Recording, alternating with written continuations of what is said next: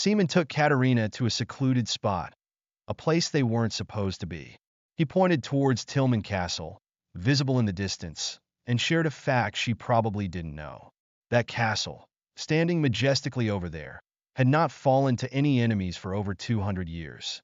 Katerina questioned his sudden topic, urging him to leave quickly. Seaman reassured her, saying no one would come at this time. Her cleaning duties needed finishing, but he insisted it would only take a short while. He had really wanted to show her the scenery from this spot, especially beautiful at this time of day. Katerina sighed, questioning the relevance of the beautiful view. It was, after all, the land of nobles, a place they could never live in. Seaman, however, had a surprise. He might actually be able to buy a house there. He anticipated a promotion to intermediate mage soon, thanks to a thesis he had written on a new golem. He'd worked tirelessly on it, and his seniors were impressed by his groundbreaking concept. He'd even dared to hope that the elder would acknowledge his work, which would lead to a certain promotion. It wouldn't be a big house, but it would be enough for the two of them. Then he asked the question that had been on his mind. Katerina, will you marry me? He acknowledged the suffering she had endured for his sake and promised to make her the happiest person in the world, starting now. Katerina, however, brought him back to reality. Shouldn't he become an intermediate mage first before making such a grand proposal? Seaman feigned hurt, exclaiming that she was mean, but Katerina was just kidding. She hadn't expected such a day to come for them. Seaman had thought they could be happy, that his hard work would finally pay off. But his hopes were soon twisted into a cruel deception. The elder, presenting Seaman's thesis as his own creation, was being lauded as a genius. His new magic technique that uses golems declared as something that would change the world. The Duke, completely fooled, was praising the elder, promising even more investment for such brilliant results. The reality of the situation struck Seaman like a physical blow. He realized that no matter how hard he worked, nothing would truly change for people like him. The deep-seated inequalities of their world were insurmountable, a truth he could no longer ignore. He confronted the elder, demanding an explanation for the request he'd made. The elder, smug and condescending, assured Seaman that he hadn't forgotten. But then he questioned if such a thing was really appropriate, given that Katerina was merely a woman of lowly birth. Suddenly, guards surrounded Katerina, their intentions clear. Seaman turned to see her, fear etched on her face. She questioned what was happening, and a surge of helpless rage boiled within Seaman. Just because they were of lower status didn't mean these nobles could trample upon them, steal their work, and take away the people they loved. The elder, his eyes gleaming with avarice, remarked on Katerina's famed beauty. The Duke readily agreed, adding that she would have lived a vastly different life if not for her unfortunate birth. These were the things Seaman had worked so hard for, the dreams he had nurtured, the future he had envisioned with Katerina, everything he had desperately tried to protect. And now, these people were tearing it all away from him, destroying it like it was worthless. He fiercely demanded that they take their hands off her. The elder, now radiating an aura of stolen power, called Seaman a brat who didn't know his place, labeling him as nothing but trash. Before Seaman could react, he was struck down, his glasses sent flying from the force of the blow. Katerina cried out his name. Seaman could only cough, his body racked with pain. Her voice filled with terror and despair. He was dragged away and thrown into a dark, damp cell, left to wallow in his misery. All he could do was stare blankly ahead in his despair. He picked up a mouse, seemingly attempting to eat it, his mind numb, unable to comprehend how he had survived this ordeal, this betrayal.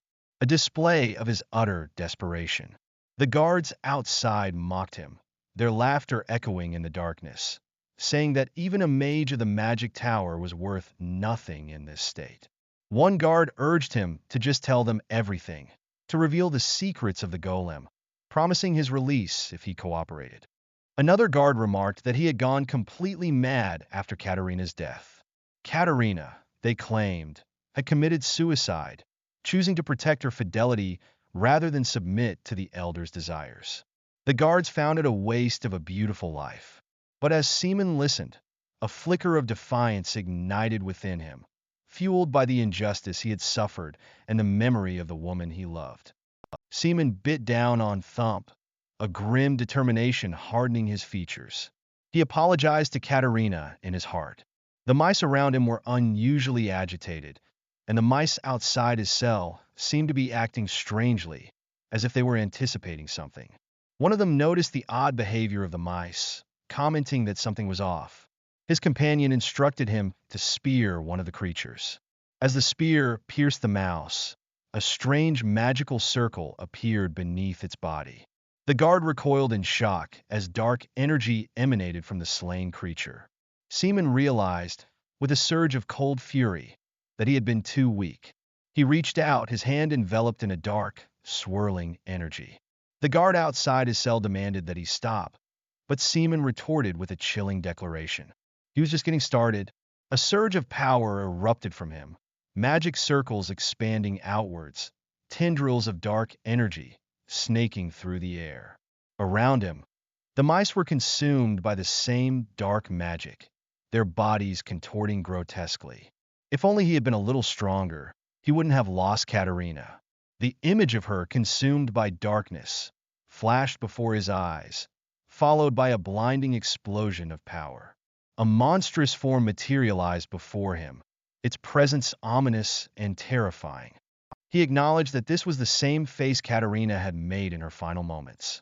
The guards, paralyzed with fear, could only watch in horror. He tried to find reasons for his continued existence, reasons to keep fighting in this desolate world. Amidst the chaos and destruction, he realized his purpose. He needed to take revenge on this cursed world, a world where he and Katerina could never have found happiness together. He addressed her in his mind, assuring her that there was no need to worry. He wouldn't be weak like he used to be. He would obtain any power he could get his hands on, and he would change everything. His powers surged, and the Elder, his former tormentor, could only watch in terror as Seaman unleashed his wrath. The Elder questioned his use of black magic, horrified that someone who supposedly served God would work with demons. Seaman's response was filled with cold indifference.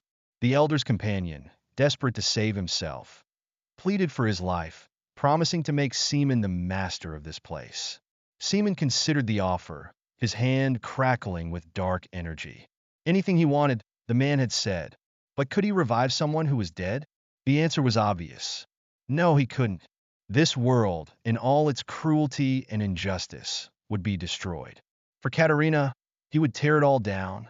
A shift in scene revealed a grand ceremony, where a king bestowed a sword upon a hero named Loken. The king spoke of a world plunged into darkness, where the demon king's army, corrupted by evil, had trampled over God's territory and slaughtered innocent people.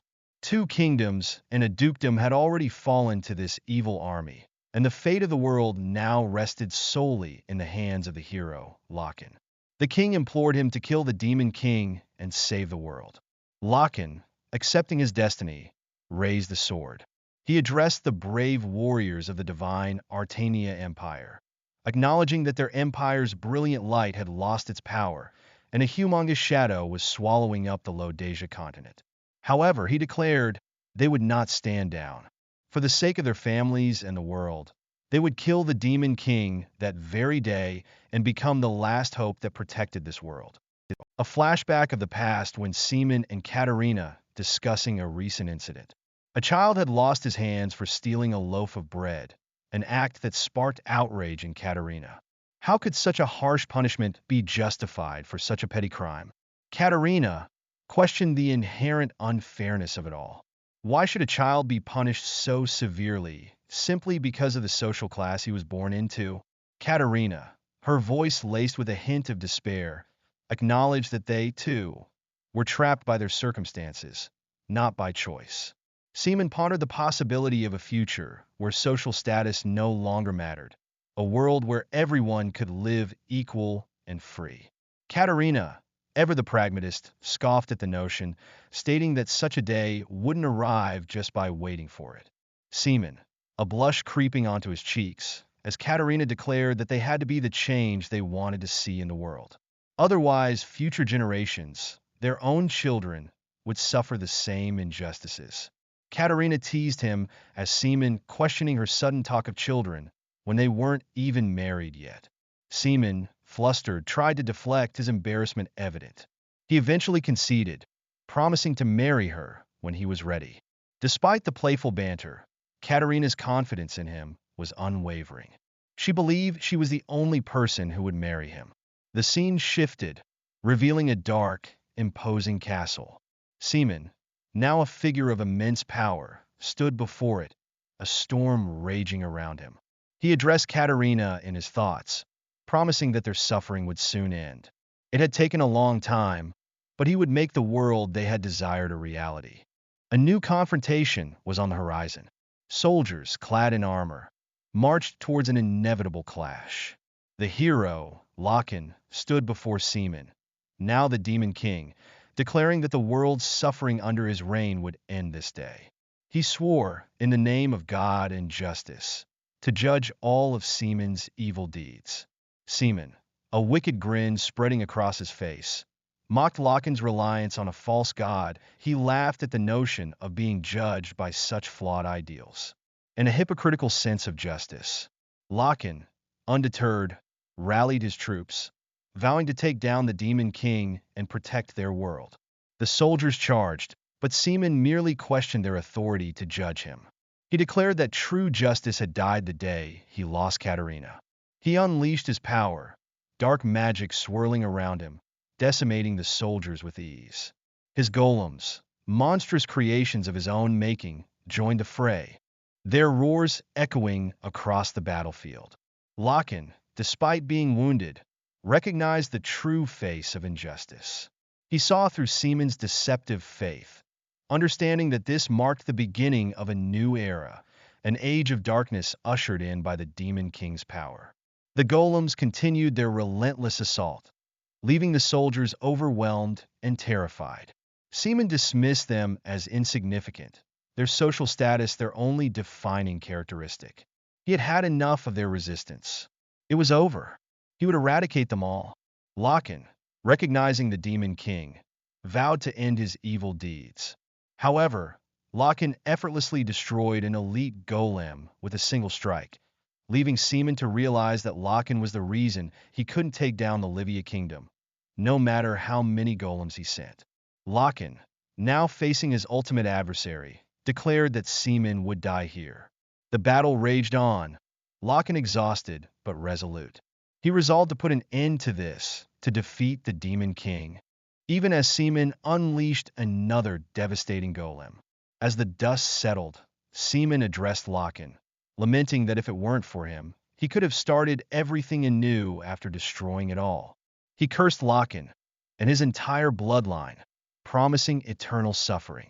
Seaman, his strength failing, could only watch as Loken delivered a final, devastating blow. A sudden shift in perspective brought Seaman back to a happier time. He reminisced about Katerina's smile, how it made him happy to see her healthy and without any problems. They shared a tender moment, a kiss, a memory of a love now lost. Then, a jarring awakening. Seaman found himself in a strange room, his head still attached to his neck. He felt dizzy, disoriented, with no wounds on his body. He questioned his surroundings, wondering how he was still alive, when even black magic couldn't bring back the dead. He had a splitting headache, and his eyes fell upon a portrait of Loken, much to his shock and confusion.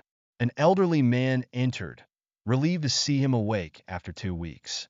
He addressed Seaman as young lord, confusing him further. The man, seemingly a servant, attributed his memory loss to a recent accident, promising to explain everything. He revealed that Seaman was the successor to the Loken Viscounty of the Baroque Empire and the descendant of the great hero Loken.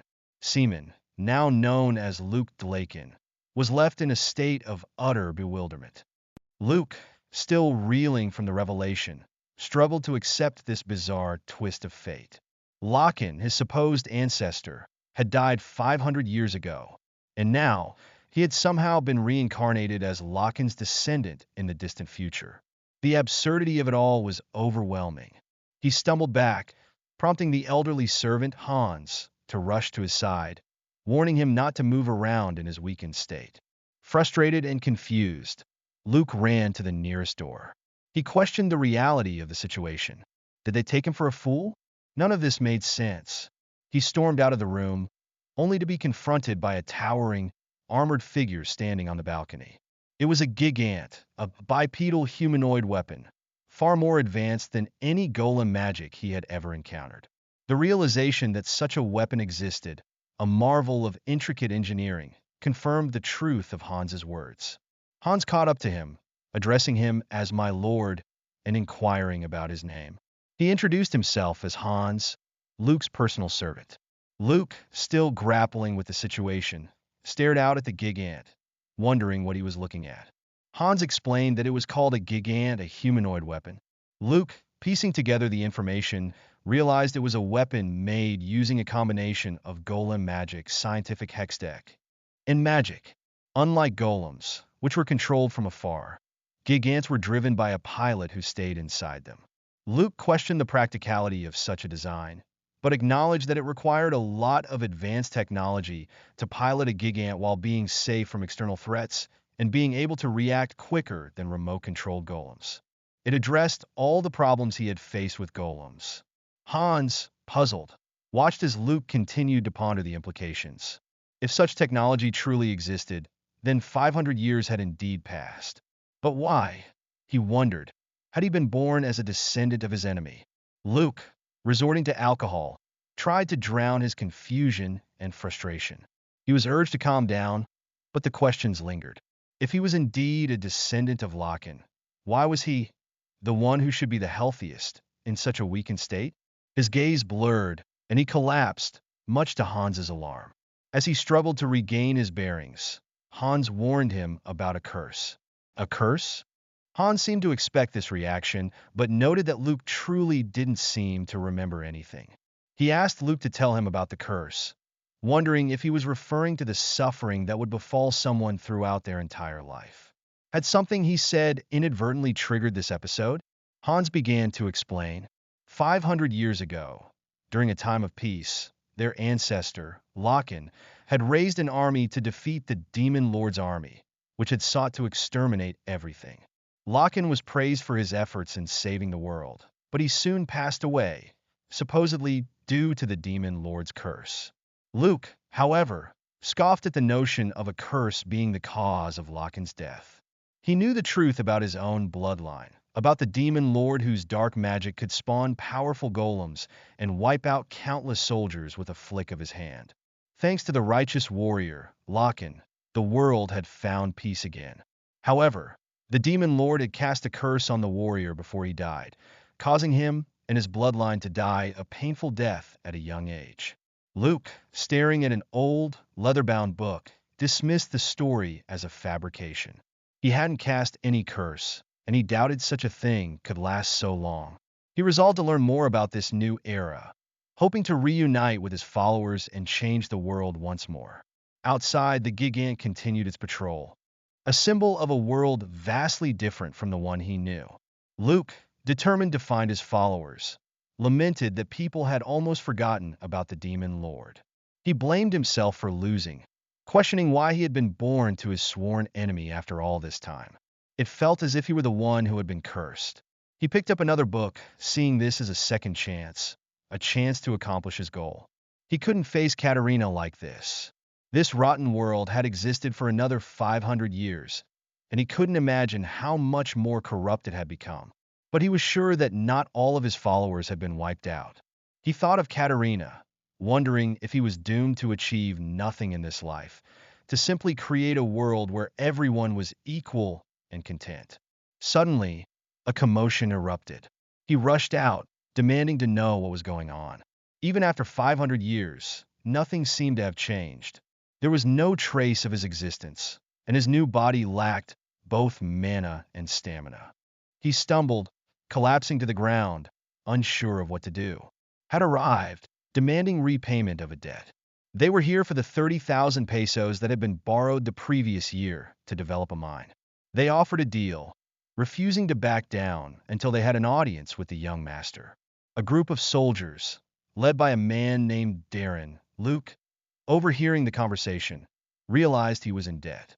Knight Commander Rogers tried to explain that they only had 3 gigants to defend their territory. He refused to allow them to take the gigants. Accountant Dixon suggested raising taxes instead, but Rogers argued that the people had nothing left to give. The only option, it seemed, was to hand over the gigant. Rogers vehemently opposed the idea, but Darren, with a laugh, declared his intention to seize the gigant and the manor. He offered a new deal, suggesting they hand over the magic tower instead of the gigant. Rogers was shocked, but Dixon argued that the magic tower was a better choice, even though it was now useless and nobody went there anymore. Luke, witnessing the scene, cursed Locken's name. This was it, the final straw. The Demon King's Tower, a relic of a bygone era. It was a far cry from the place where he had lived with Katerina. Though old and worn down, it had been their home, a cozy resting place where they had shared dreams together. The land around the tower had encroached upon the territory of his company, a fact that ignited a flicker of anger within him. Darren, the merchant, chuckled, suggesting they could turn the tower into a popular tourist spot, boosting the region's economy. Dixon, the accountant, eagerly asked where to sign, but Rogers, the knight commander, was shocked. Luke, emerging amidst the commotion, demanded that they step aside. Darren, surprised by Luke's sudden appearance and recovery, informed him that they were merely confirming the agreement for his company to oversee the management of the Demon Tower. Luke, his voice laced with barely suppressed rage, questioned if they even knew what kind of place they were dealing with. How dare they try to take control of it? Darren, taken aback by Luke's fierce demeanor, reminded him that they were being considerate of his situation. Conman, another member of the merchant group, told Luke to be quiet. Luke pointed out that the land around the tower, not far from their main estate, was being encroached upon under the guise of development. Darren scoffed at the accusation, while Conman dismissed Luke's concerns, callously claiming they had no issue selling secondhand weapons. Luke seethed, despising those who were utterly evil on the inside. He couldn't let them have the upper hand. Darren, growing impatient, insisted that the Locken household was unable to repay its debt, and that they had a right to get their money back. Rogers retorted, claiming they were repaying their debt. Luke, observing the exchange, was met with a mixture of shock and admiration from Rogers and Dixon, who were touched by his defense of his ancestors' accomplishments. Luke, however, was confused by their words.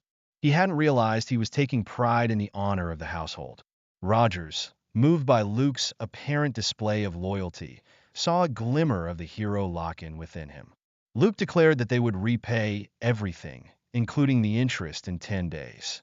He then ordered the merchants to leave. Darren, though taken aback by Luke's sudden burst of power, agreed to leave, warning that they would see if he could keep his word. As the merchants departed, Luke questioned Rogers' actions, calling them incompetent. Luke, his temper flaring, felt like they were trying to turn him into the Demon King again.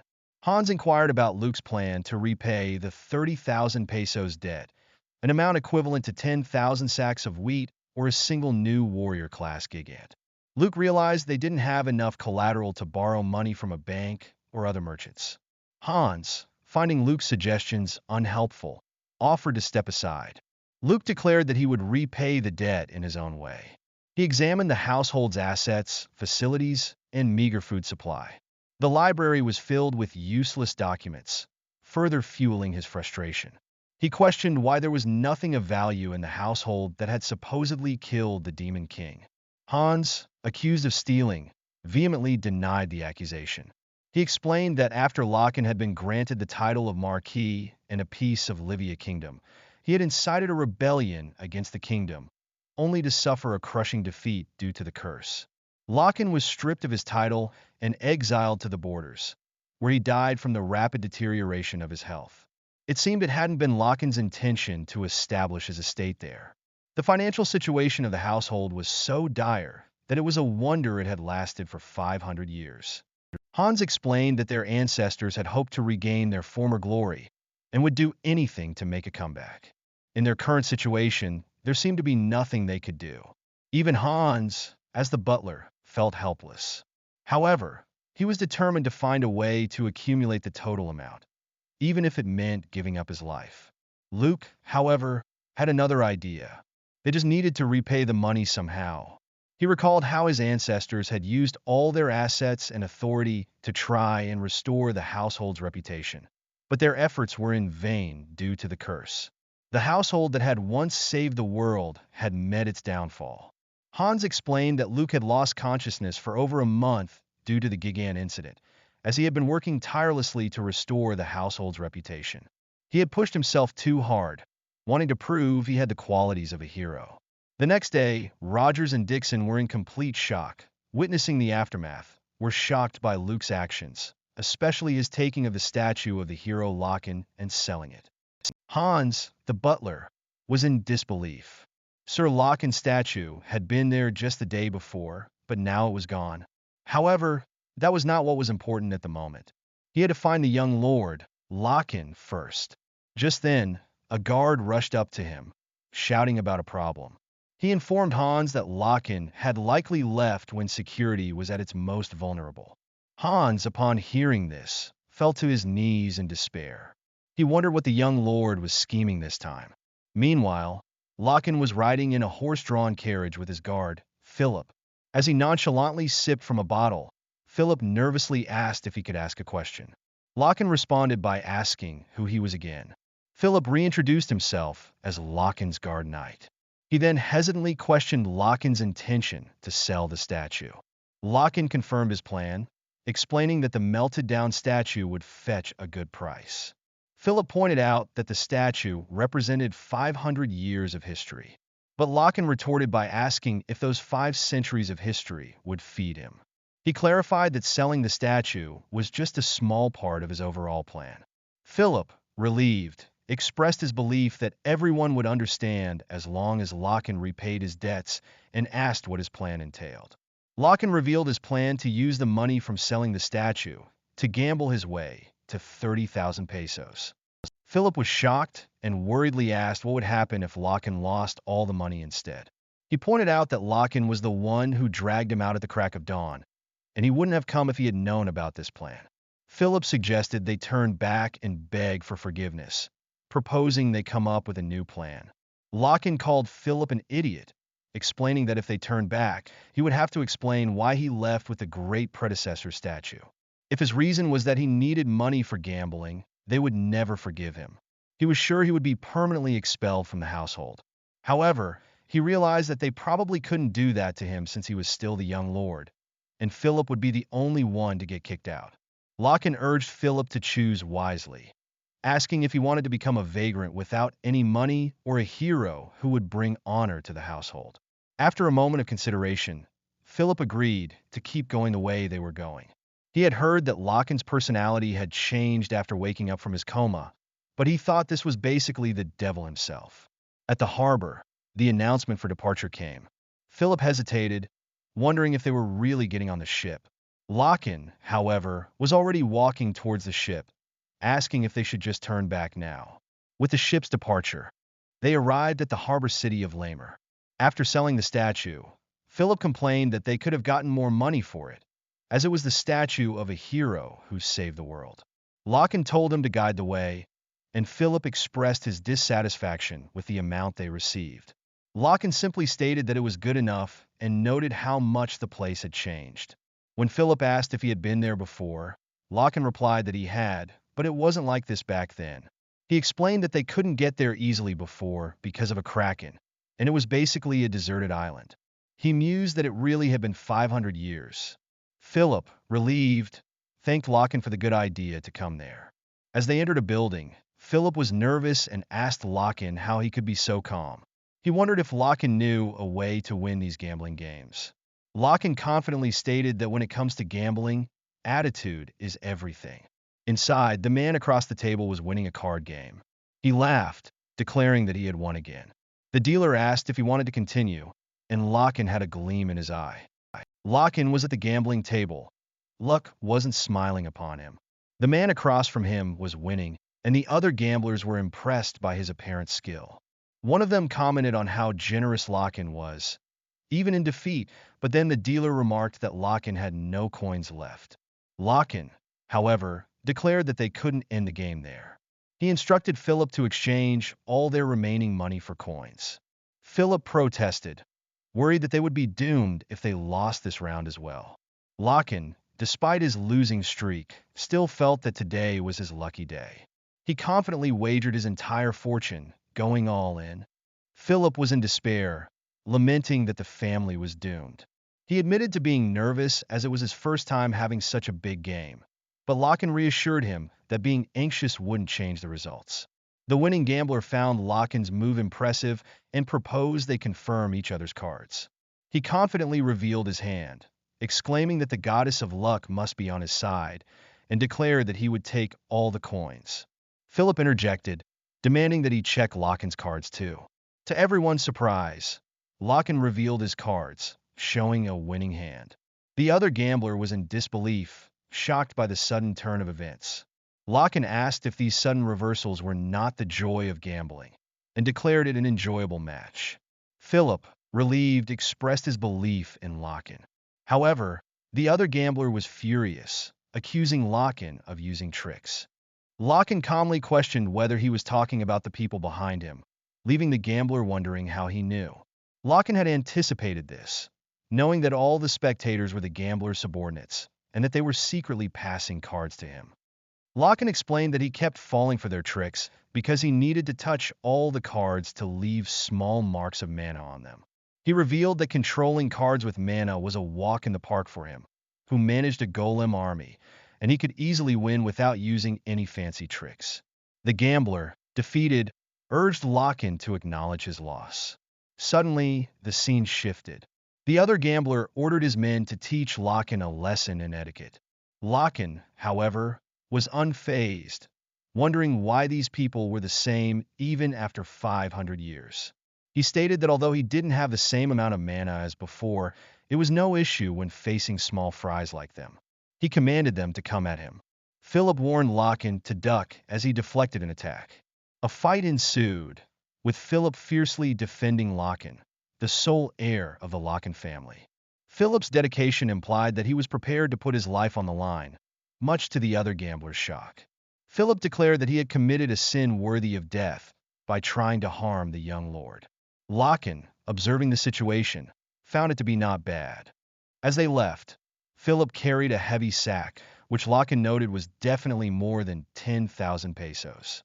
Locken acknowledged that the day's earnings weren't bad, but it would be hard to use gambling houses after this chaos. Philip, who had initially been mistaken for a mere porter, proved to be more talented than expected. Locken asked if there was anywhere else to make money besides gambling houses, somewhere to make a lot of money. He excitedly suggested a giant arena, where giants fought each other, similar to how humans used to fight in arenas in the past. He explained that the dividend rate differed depending on the match, but one could earn 30,000 pesos, or even more. Locken was interested in the giants, especially if they used golem magic, as it might be helpful in guessing who would win. Philip, a former top student at the Imperial Military Giant Academy, urged Locken to just believe in him. Locken agreed and told Philip to lead the way. As they walked, they were accosted by two shady individuals. A child was knocked to the ground, and Philip expressed his dismay at the situation. He reflected that although the world had changed in 500 years, some things remained the same, and some things decayed and rotted even more as time passed. Suddenly, a woman's voice commanded them to stop. Questioned who she was. The two men, who were supposed to be guards protecting the subjects. She questioned why they were wielding violence against young children. She asserted that these children had the right to be protected too. Locken recognized her as Katerina.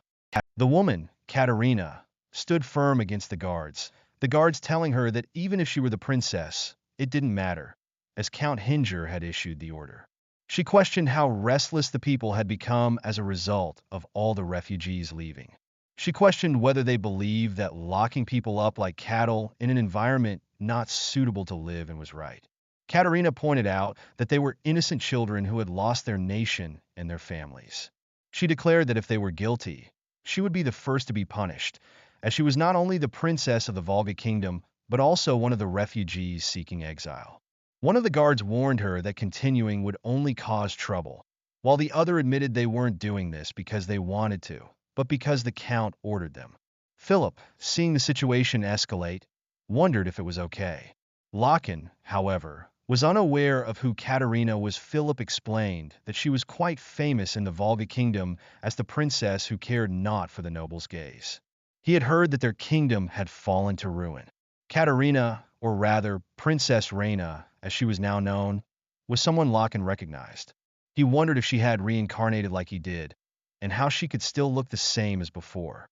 However, one of the guards seized Reina, stating that he couldn't allow her to continue, as they would be the ones facing punishment if they let her go. Lachlan intervened, grabbing the guard's arm and telling him to get his filthy hands off her. He declared that even if time passed and the world changed, these pieces of filth would never disappear, no matter what. Reina, surprised, stopped Lachlan, telling him there was no need to go that far.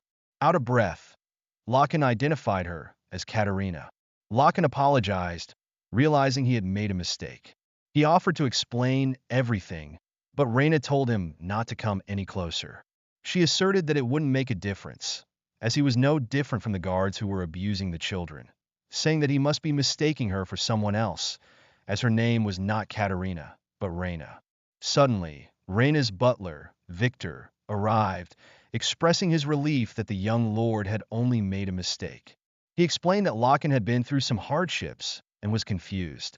Lachlan reflected on how he had endured countless hours alone, even though he knew she would never come back. He lamented that he fell apart just because Reina looked like Katerina. Victor, having searched for Reina, scolded her for fighting with the guards again. He asked who the people next to her were, and Reina introduced Lachlan and Philip, apologizing for the tense situation, as it was their first meeting. Victor advised them not to get too close to the princess. Lachlan, realizing how stupid he had been, acknowledged that he had misunderstood and escalated the situation, but pointed out that he had still helped them. Reina, unable to thank him. As Lachlan and Philip left, Reina and Victor also departed. Reina realized she hadn't thanked Lachlan. They arrived at the giant arena, where an intense match was taking place. Philip and Lachlan watched with excitement, as one of the giants quickly blocked an attack. The match ended with the giant, Adolf, delivering the final blow. Philip was thrilled, exclaiming that at this rate, they would pay off all their debts and strike it rich. Lachlan, however, found it all too easy, realizing that he could easily determine the victor because he could see the flow of mana, as the giants were based on golem magic. Another match was announced, this time between Savage and Sting.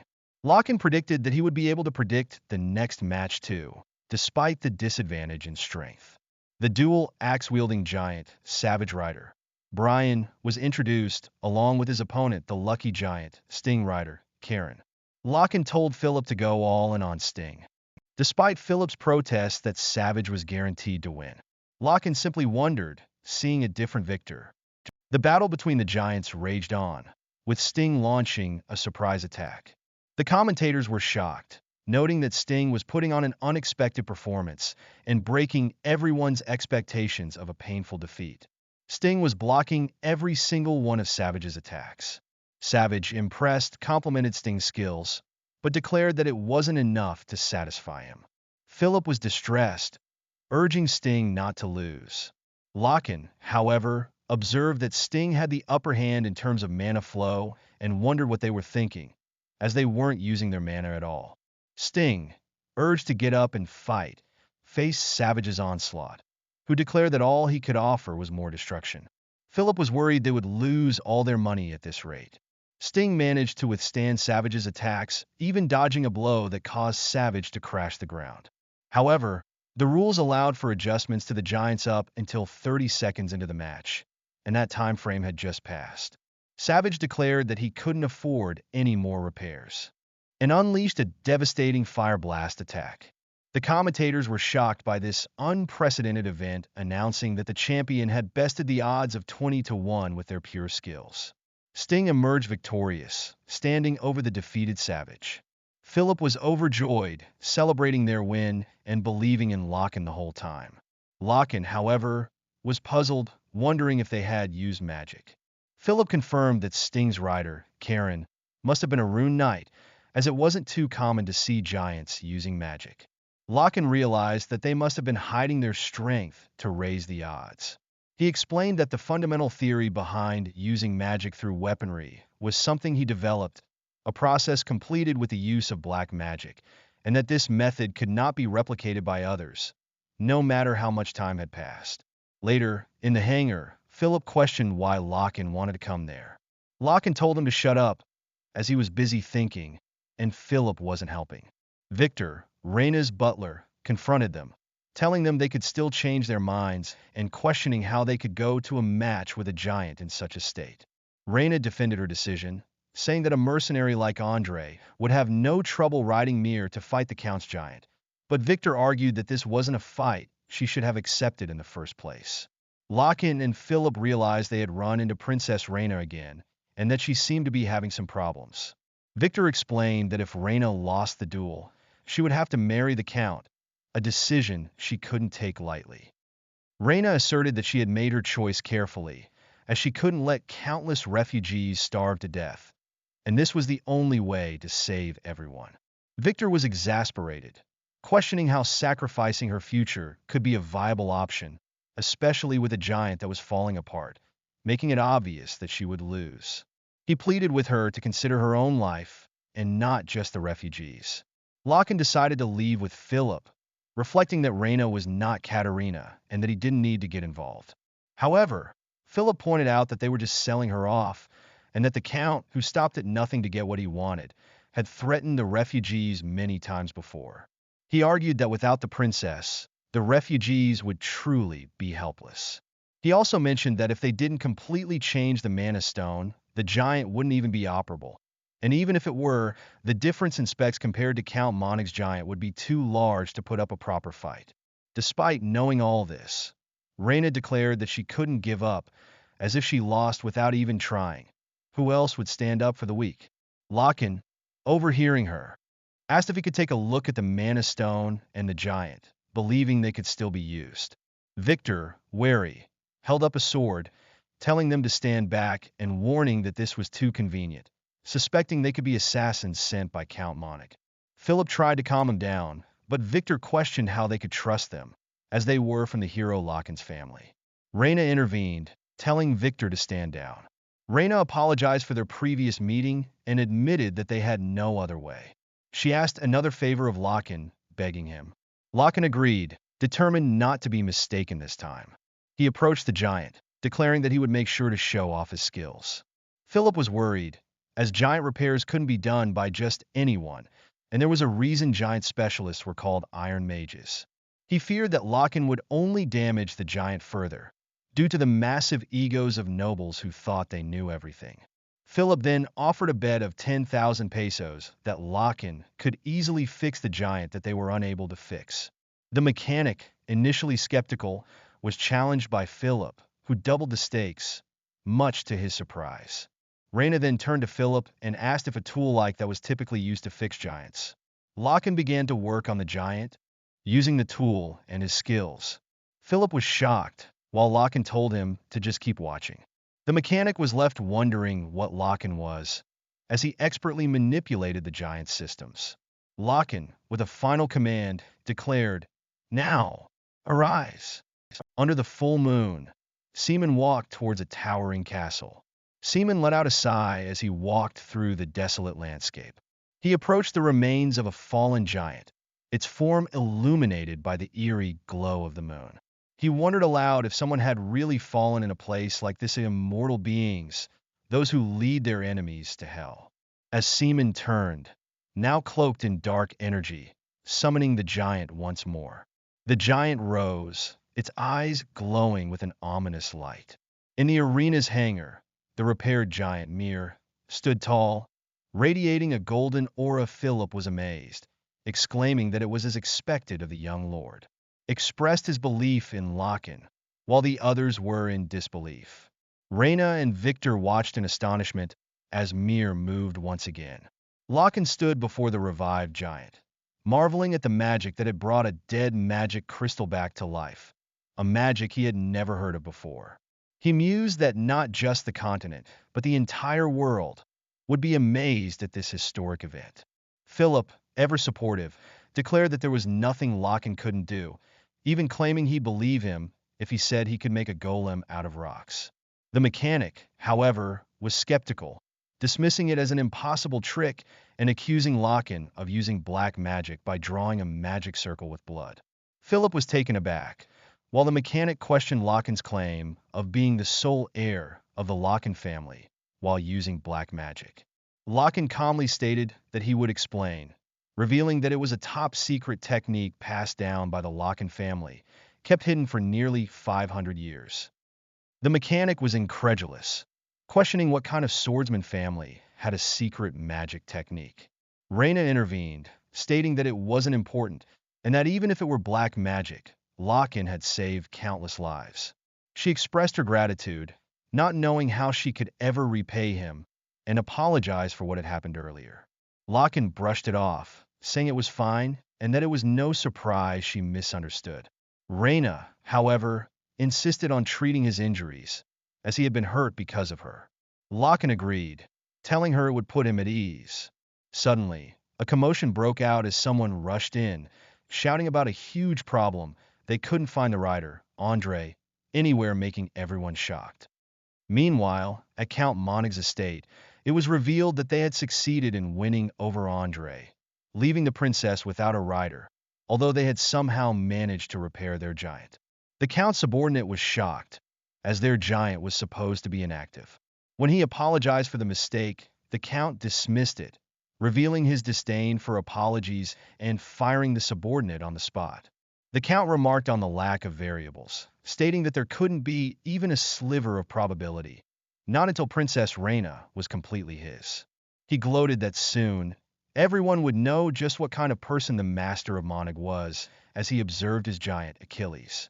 At the arena, the match between Princess Reyna's Mir and Count Monig's Achilles was about to begin.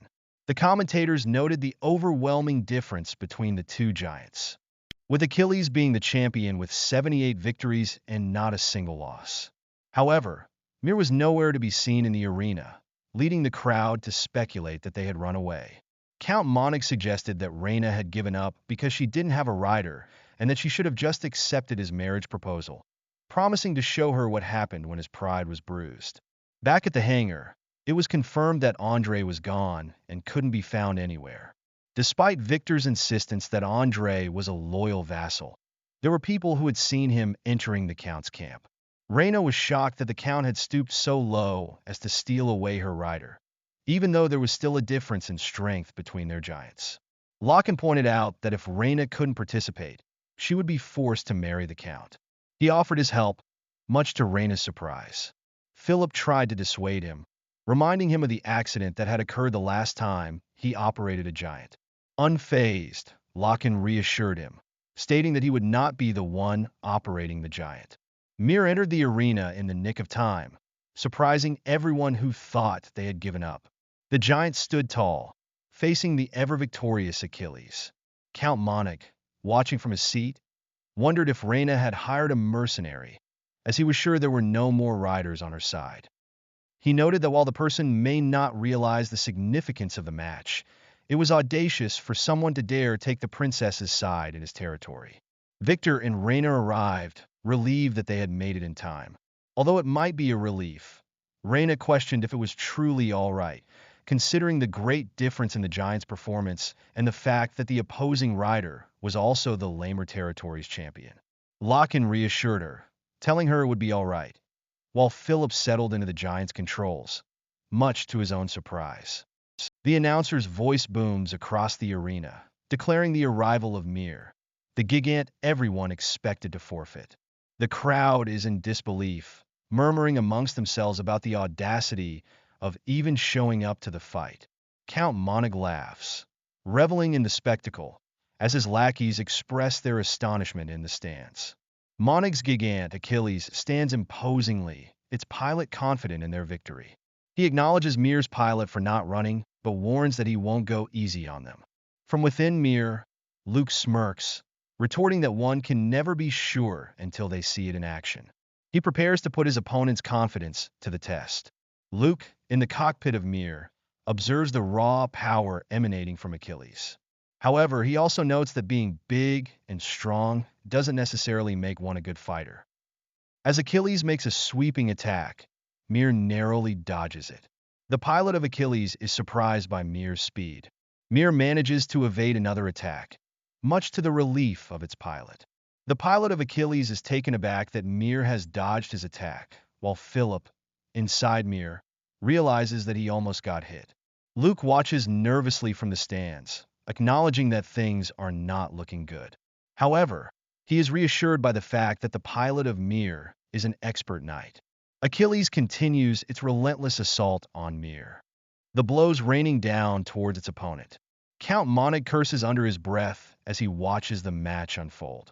Despite the onslaught, Mir has yet to take a direct hit. Victor expresses concern that they can't win by simply running, but Reyna remains hopeful, reminding him that Luke believes in Philip's abilities. Philip, confident in his own skill, states that he's faced countless knights before and is undoubtedly a good knight. As the battle rages on, Philip struggles to keep up with his relentless attacks. He decides to try a sneak attack.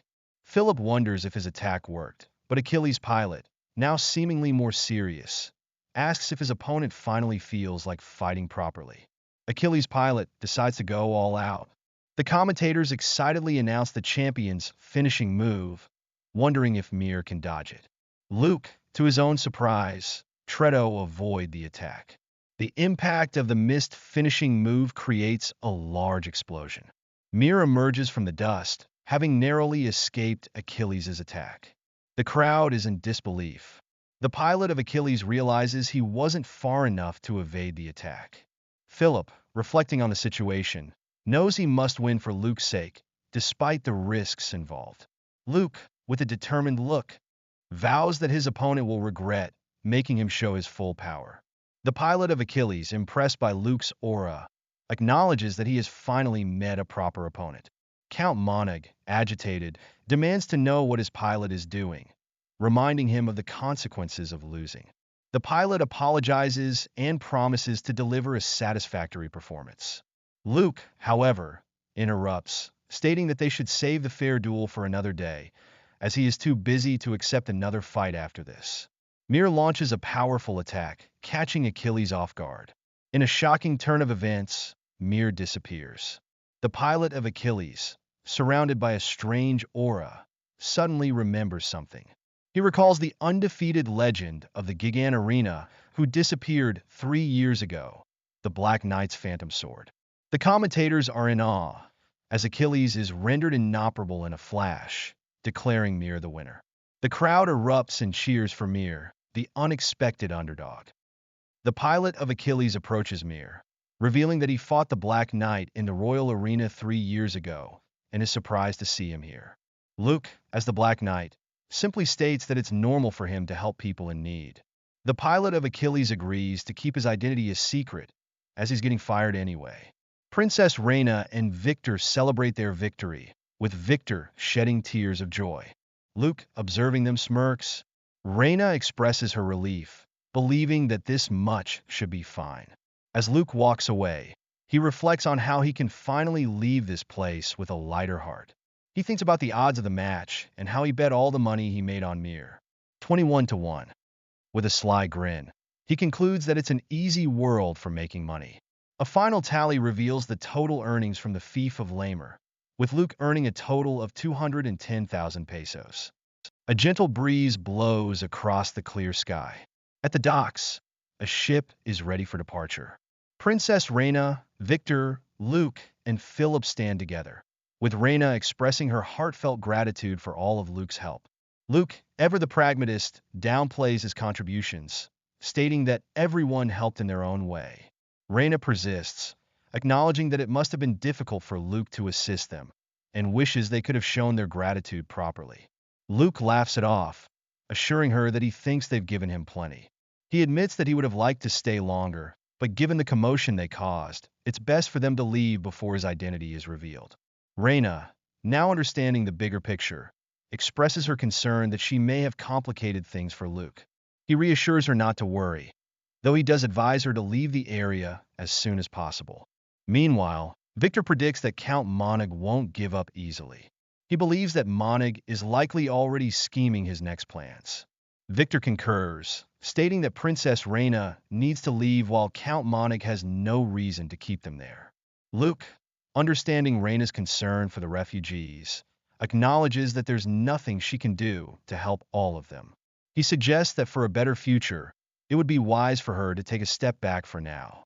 Reina knows he's right, but she finds it difficult to abandon people who have no one to rely on.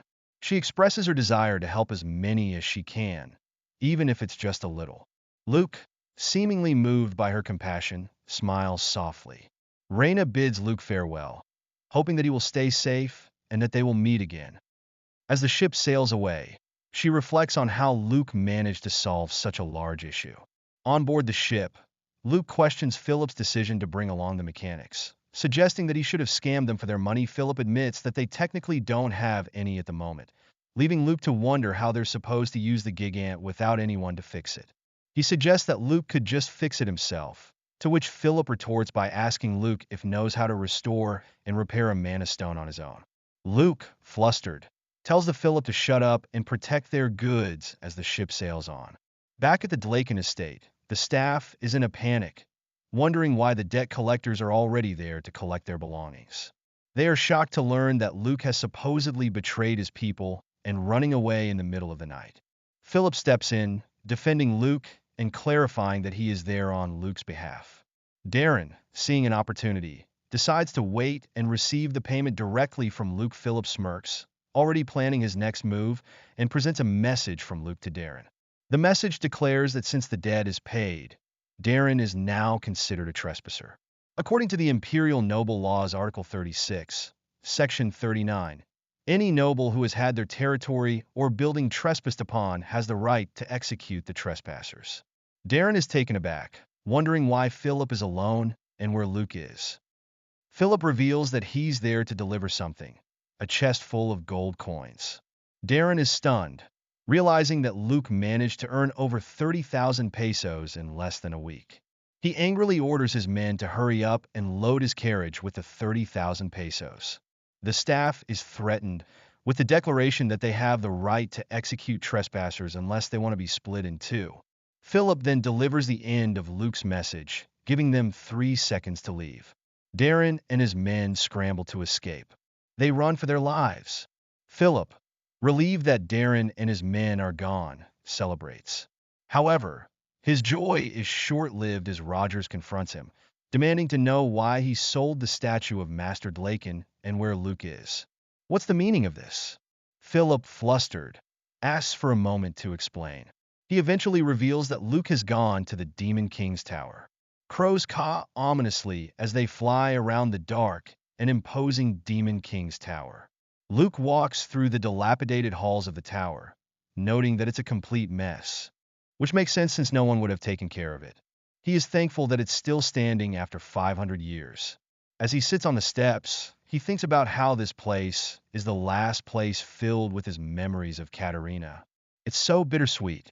So many memories linger here. He vows to protect it, no matter what. Luke then turns his attention to a device, wondering if it still works. I hope it does. He activates it, causing a surge of energy. The device, a testament to the dwarves' ingenuity, still works perfectly after 500 years. With a sly grin, Luke declares that it's time to take what's rightfully his. Luke stands in the Demon King's tower, musing that the best way to fight a curse is with stronger mana. He recalls hearing that advice long ago, and it is the only solution he has at the moment. He reaches out to the glowing red stone, the Demon Horeth. It has been 5 centuries since he was last here. A lot has changed. He commends the household for protecting the house. Staring at the stone, he remarks that it's quieter than before and greets the Demon Horeth. It's been a while. 5 centuries ago, in the demonic territory, seamen battled demons, using a spell called Death Bullet. The demons fell easily. He appears, asking if the person he is facing is the ruler of this place. A female voice responds, revealing herself to be the High Demon Horeth. She notes that Seaman is young and expresses disappointment, though she finds it impressive for a human. She offers to show mercy and asks Seaman to ask her anything, as it's only right to satisfy his curiosity. Before he goes, Seaman comments that she is the chattiest high demon he's ever met and asks if a demon's rank increases the more they talk. Horath, angered by his insolence, calls him a fool for rejecting her mercy. She boasts that the demons he's faced before are nothing like the ones here. Prepare to face true power. Seaman, unfazed, states that he isn't so far gone that he would go into battle on his own. He has allies, you see. Horath, intrigued, asks if they are golems. Suddenly, golems attack, and a fierce battle ensues. The earth trembles. Swords clash against claws. Seaman and Horath exchange blows, their eyes locked in a fierce gaze. Sparks fly. Neither one gives an inch. Horath, injured, questions what Seaman intends to do by converting her to demonic energy. She asks if he's going to change the world or something. Seaman cryptically replies that she doesn't need to know and instructs her to be reborn as demonic energy. Luke, reflecting on the encounter, admits that taking Horath down was many times more difficult than other opponents. He explains that absorbing powerful demonic energy incorrectly can throw one into a rage, and he has witnessed people turn into horrifying creatures because of that. He couldn't absorb the energy back then due to the high risk, but when he learned the correct method, he had already reached the ninth circle and didn't need it anymore. He didn't expect to use it now, 5 centuries later. As Luke begins to absorb the demonic energy, he struggles to contain it. It's overwhelming. Too much power. He enters the mind's realm, realizing that he wasn't eaten by the demonic energy. He is startled by a presence, and Horath appears before him, still possessing a significant amount of demonic energy despite the passage of 500 years. Luke acknowledges that it will be hard to withstand her with his current body. I'm too weak. He tells her that he came to borrow her vessel. Horath, surprised, questions who he is. Luke, now weakened, is easily subdued by Horath. She almost doesn't recognize him and asks what brings him there. Luke repeats his intention to borrow her vessel, but Horath questions if it's possible with his fragile body. You're pathetic. Horath mocks Luke's weakened state, finding it amusing that the enemy who trapped her for centuries now desires her strength. Luke struggles, feeling as though his neck could break at any moment. Despite the danger, he musters a smile and asks if she's okay with this. Horath is confused, and Luke explains that she'll want his whole body as a magic supply, so she won't hurt him. He manages to free himself from her grasp, and Horath acknowledges his bravery. With a sinister grin, she questions whether Luke, with his circle shattered, can withstand her strength. Luke counters that if he can't, she can just take over his body, which would be beneficial for her since she's been trapped for centuries. She suggests that there might be a simpler solution and begins to exert his power, surprising Horath. She decides to play along, amused by his struggle. Luke feels his body being controlled, realizing it's mind control. Horath taunts him, asking if he has time to ponder, and mocks him for passing out due to mere mind magic.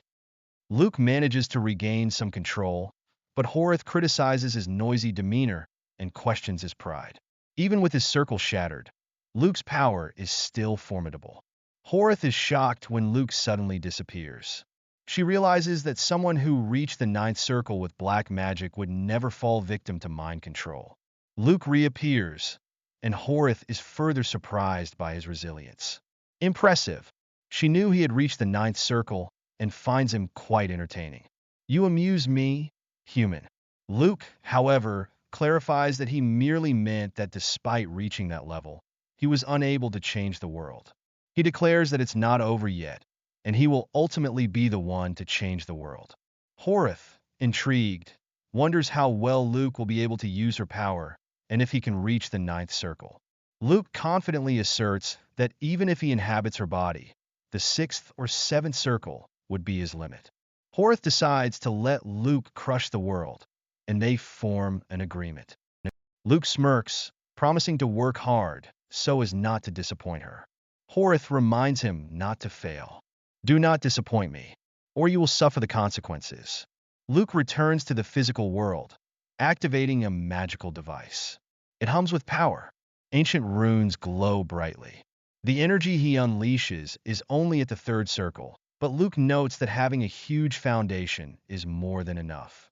The purified demonic energy is different from before. He acknowledges that if Horith wanted to, she could take control of his body, but he intends to make good on her expectations. Luke knows the theory and enlightenment behind each circle, so reaching the ninth circle won't be a problem.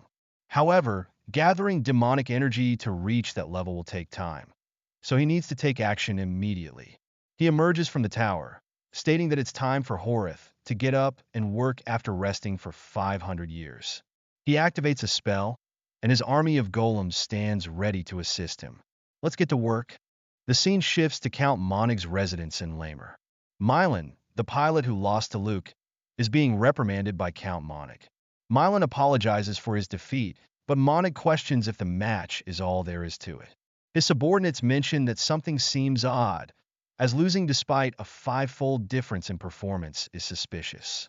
Mylan vehemently denies any collusion with Reyna, swearing on his honor as a knight. Monig, however, is unimpressed with Mylan's honor. He demands answers, and Mylan reveals that he knows something about the other Gigant's rider. He recalls facing them 3 years ago at the Imperial Gigant Arena, and that they were a knight famous for never losing. However, they left not long after that, and nobody knows their identity. Monig, realizing that Mylan has nothing left to offer, prepares to dispose of him. Mylan desperately offers to find the rider, no matter what, but it's too late. Monig's subordinates inform him that Princess Reyna has remained in Lamer because of the refugees.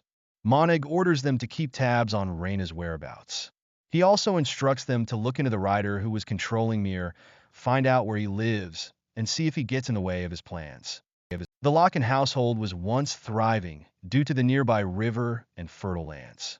However, most residents have left, leaving many houses abandoned. Dixon, overlooking the desolate landscape, remarks that there are already 3 villages on the brink of becoming ghost towns. Luke asks him what he thinks about this problem. Dixon, captured and bound, is startled by Luke's sudden appearance and questions his actions.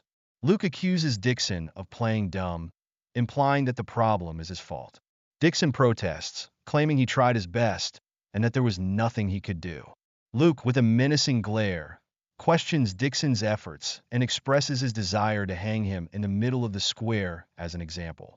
He then reveals that he investigated Dixon's background and discovered that he's a talented individual recognized by the Empire, who turned down offers from other estates to come to Locken.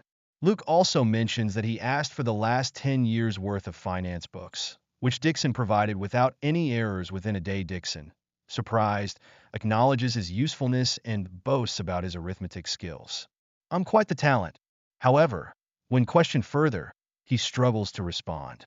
Luke grabs his shirt, throws him to the ground, and rolls him down a hill. Dixon, bruised and disoriented, questions Luke's actions as he finds himself in a dilapidated village. What was that for? He sees the villagers, who are residents of the Viscounty, and is shocked by the state of their living conditions, realizing that there shouldn't be slums like this based on his calculations. Luke tells him that human life can't be summarized into numbers alone, and that he needs to spend time with the people to understand the Viscounty situation. He warns Dixon that if he can't find the cause, he will no longer be working for him. When Dixon fearfully asks if he'll be fired, Luke offers him the option to quit instead. That Dixon introduces himself as the accountant of the Locken household, but the villagers are unimpressed. Luke clarifies that he's not interested in watching the Locken household fall, but wants to improve the living conditions. He explains that he needs to improve the place so that he can raise his circle. Rogers arrives and demands an explanation from Philip regarding Luke's gambling rumors. Philip confirms that Luke resolved the debt through gambling, much to the dismay of Rogers and Hans. Rogers criticizes Philip for not stopping Luke and damaging the household's reputation. Rogers is furious with Philip. Philip, scared, reassures him that Luke's identity wasn't revealed. "No one knows who he is. I swear." Philip is shocked to see Roger wielding a sword preparing to cut him. He tries to defend himself, but Rogers reminds him that it's only a matter of time before everyone knows, considering Count Monig's power. Rogers fears that Count Monig might retaliate, especially since he's a distant cousin of the Emperor and expands his territory through wars. Rogers wonders what Luke was thinking, but Luke interrupts, questioning their priorities. Are you serious right now? Rogers argues that they're just being realistic, as their military force is nothing compared to Count Monarch's.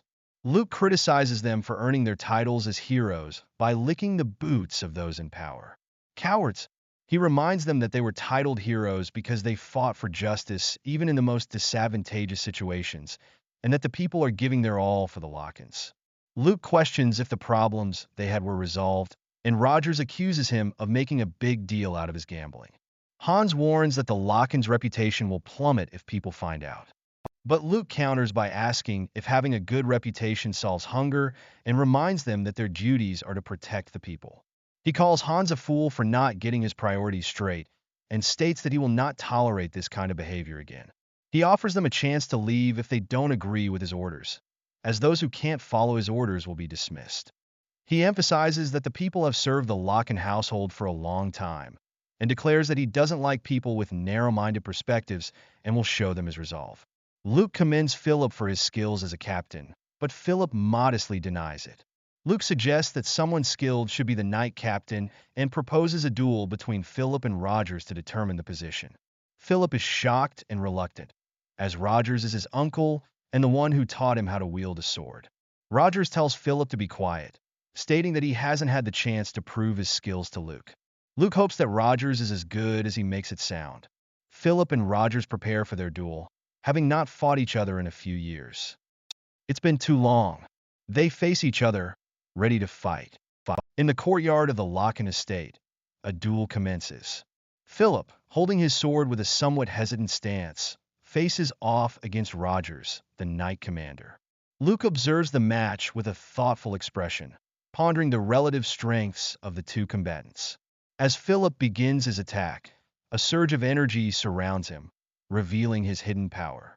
He unleashes a technique called Phantom Sword, a swift and powerful strike. Rogers parries the blow, acknowledging Philip's improved skills.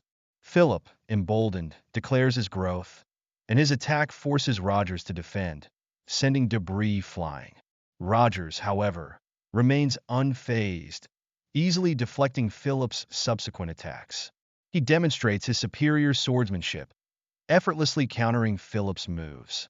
Recognizing Philip's potential, Rogers decides to take a more aggressive stance. With a powerful blow, he disarms and knocks Philip to the ground. Philip, though defeated, refuses to yield, struggling to get back up. He is still not giving up, even after falling for the second time. He tries to get up again. He shouts that he is not giving up and tries to pick his sword. Rogers finally places his sword at Philip's neck, ending the duel. Philip admits defeat.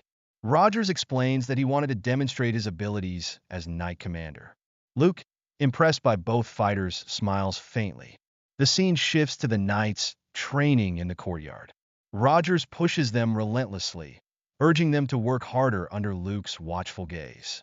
Luke, reflecting on the duel, acknowledges the strength of both Philip and Rogers, realizing that their talents are a valuable asset to the family.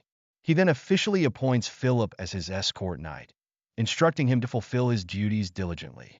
Philip is emotional and accepts with determination, vowing to prove his worth. Luke instructs him to join the knight's training. Luke reflects on the state of the Lockin family, realizing that despite having skilled individuals like Philip and Rogers, the family's decline is due to their adherence to outdated principles. Hans, overhearing Luke's thoughts, becomes agitated, questioning Luke's actions in selling the family's statue and treasures. Hans continues to question his decisions. Hans is angry at Luke. Luke dismisses the importance of the past, stating that clinging to the legacy of the warrior of Dlaken is detrimental to their present. Hans slams Luke's disc. He asserts that the family's downfall is a result of their blind adherence to tradition. Hans gets angry. Luke is deep in though. Hans questions his statement. Hans vehemently disagrees, but Luke remains steadfast in his belief that their old ways are the root of their problems. He declares his intention to surpass the warrior of Dlaken and warns that he will not tolerate those who cling to the past. Hans thinks it is impossible. Luke says that this attitude is part of the problem. Luke states his intention. Raising his sword, he dramatically proclaims that he will erase any who oppose him from the family's history. He strikes the table with his sword. He then leaves. The scene shifts to Hans, visibly shaken by Luke's words. He reminisces about Luke's childhood, unable to reconcile the kind young boy he knew with the ruthless young man before him. Rogers and another servant attribute Luke's transformation to the Demon King's curse. They believe that is the only explanation. Philip, attempting to defend Hans, suggests that Luke's words were too harsh, but Luke states his intention to be firm and unyielding. Luke then informs Philip that he has obtained information from Hans regarding a certain matter.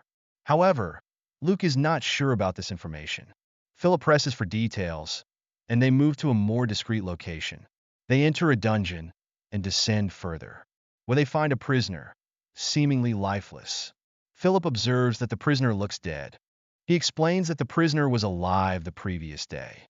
A voice calls out, questioning their presence. The prisoner, exuding an intense aura, demands to know his identity. Luke remarks on the prisoner's surprisingly healthy appearance despite his long confinement. The prisoner, recognizing Luke's voice, expresses shock and disbelief. Luke then questions the prisoner's presence in such a place, addressing him as the sole Iron Mage of the fiefdom. The prisoner, revealed to be mute, bows before Luke, bewildered as to why the young lord would visit him. Luke, in a contemplative tone, wonders if anyone would have expected him to remain idle while someone was causing trouble in his territory. Mute explains that his loss of consciousness was not due to carelessness, but rather a gigant accident, for which he deeply wishes to atone. Luke dismisses the notion of Mute's life being valuable, especially since the accident was deemed not his fault. Mute, coughing, laments that the incident would not have happened if he had been more thorough in his examination. He expresses his guilt and begs for punishment. Luke, annoyed by Mute's persistence, tells him to stop, while Philip tries to calm Luke down. Luke then decides to grant Mute's wish, much to the latter's surprise. He orders Philip to fetch a sword, much to Philip's confusion. Mute, with tears in his eyes, is ready to accept his punishment. Luke, brandishing the sword, states that he will deliver a fitting punishment to Mute. He prepares to strike, the sword emitting a red glow. The sound of metal clanging is heard, and Mute is surprised. He is confused. Luke, however, reveals that he intends to use Mute rather than kill him, declaring that he will work him relentlessly. He states that he is planning on making him work until he wishes he was dead. He then instructs Mute to swear his allegiance to him as a magician. Mute does so, and Luke orders Philip to empty the bag. The bag contains a significant amount of money, which Luke explains is around 70,000 pesos. Luke then places the sword back on the ground and instructs Mute to use the money to rebuild the magic tower, acquire necessary grimoires, and repair or manufacture gigants. He states his intention to heavily invest in magic, unlike his predecessors. He tells him to make sure another accident never happens. Mute expresses his gratitude, but questions if he is worthy of such kindness despite his mistake. Luke is surprised by his question. He explains that this is Mute's punishment, and he will not forgive him easily. He then declares his loyalty to the Locke family and vows to atone for his sins. He swears it with all his heart. Philip and Luke are amazed by Mute's powerful mana. Luke recognizes Mute's stubbornness as a valuable asset. Luke later informs them that only 2 men in the fiefdom can handle such a task, leaving the responsibility to them, while Hans is impressed that Luke managed to convince someone as stubborn as Mute. However, he still feels a sense of unease. 1 month later, the Locke estate is undergoing significant changes. The knights are training diligently, with even Philip showing renewed effort. Mute is taking the initiative in training new recruits. Dixon, the accountant, returns after a long absence, much to everyone's relief. Hans confronts him about his whereabouts, and Dixon apologizes, explaining that it is a long story. He suggests that he explain it while showing them the results of his work. Hans is taken aback. They arrive at the slums, which have been transformed into a bustling marketplace. Unlike before, Anyone can now freely sell their wares, a decision made collectively by the residents. The people are discussing ways to improve the fiefdom, and old, inefficient traditions are being abolished. Hans, though initially skeptical, is impressed by the positive changes. He grudgingly admits that he agrees with the new direction. However, he is concerned that these changes go against the Locken family's long-standing policies. It's unprecedented.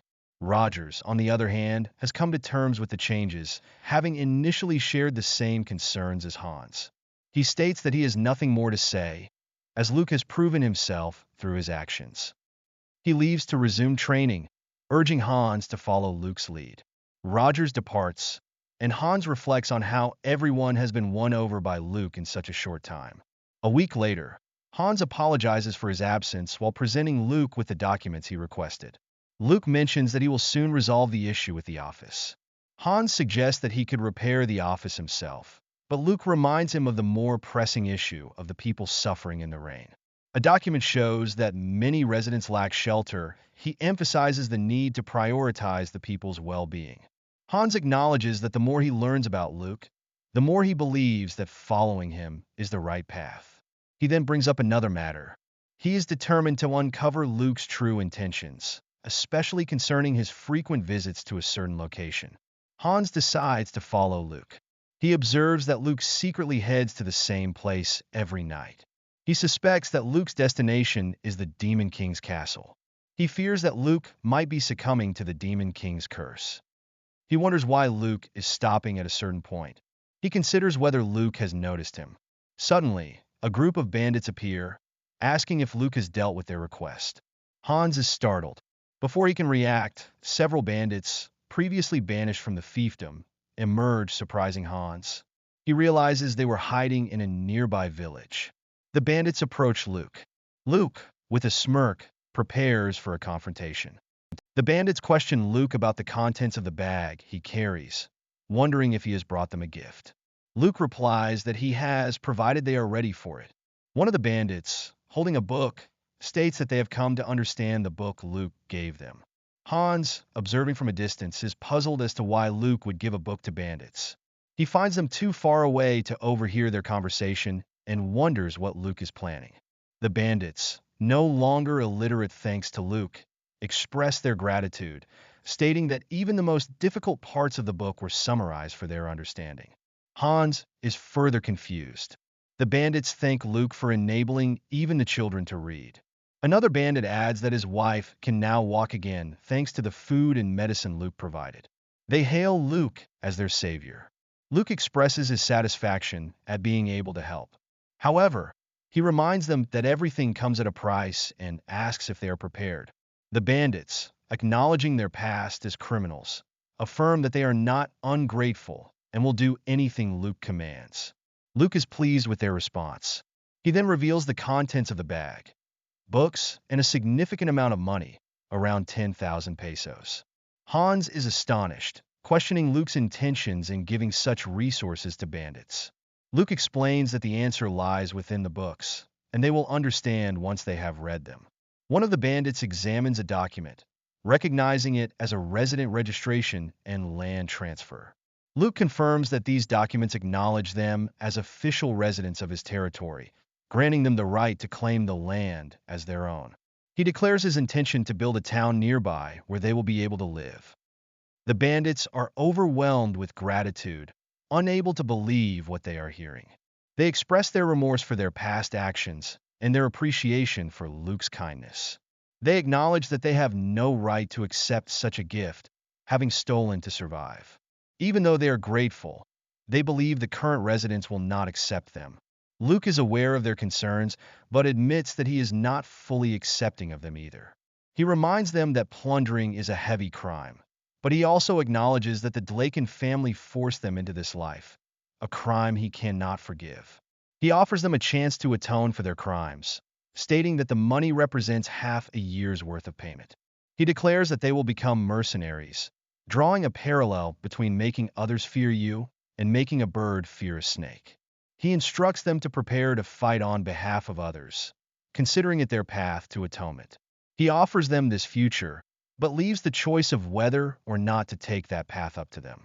He declares his trust in them, and the bandits are deeply moved.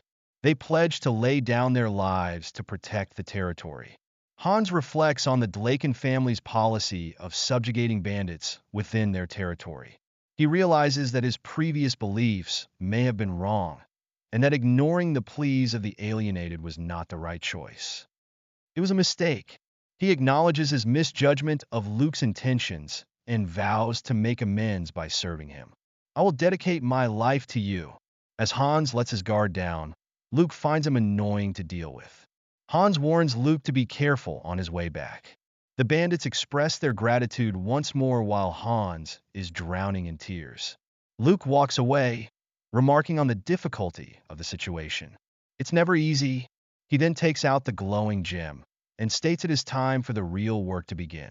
He is at the Demon King Castle. Back at the estate, Luke reflects on his satisfaction, but acknowledges the problem of cost. He has golems working for him.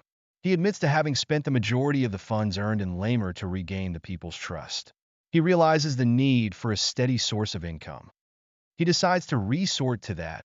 The golems address him, and he asks for their help activating the gem. A golem is surprised a purple aura shines from the Demon King Castle with bats flying around.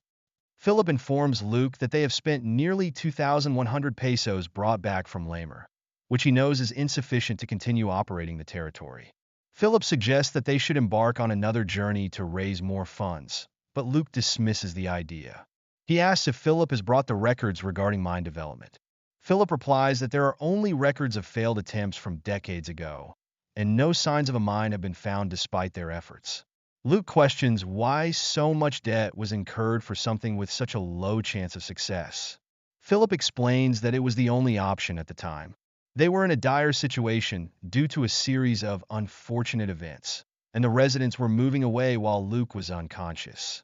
Luke sighs, understanding that they had no choice but to cling to a desperate hope, and acknowledges that maintaining the territory is impossible with a failed harvest. However, Luke remarks that something is amiss, and there should be a mine. He examines a map, questioning the lack of records for a specific area. Philip explains that the area, known as the Rokia mountain range, was too difficult to scout due to the abundance of monsters. Even when knights were sent to scout the region, they had to return empty-handed because of the monsters lurking everywhere.